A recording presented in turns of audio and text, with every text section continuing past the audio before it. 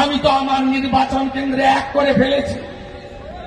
21-এ মমতা ব্যানার্জি আমাকে হারাতে গেছিল, 25 ভাগ মুসলমান, 65,000 ভোট, আমার 75,000 হিন্দু, নানাভাবে বিভক্ত।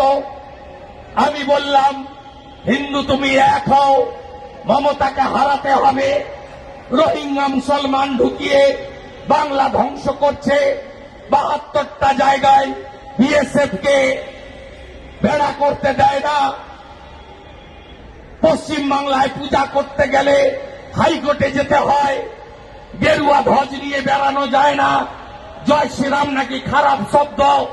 রামনবমী যারা করে, স্বয়ংসেবক সংঘ, বিশ্ব হিন্দু পরিষদ, সনাতন সংগঠন, তারা নাকি দাঙ্গাবাজ। এই কথা পশ্চিম বাংলায় কোন ধর্মীয়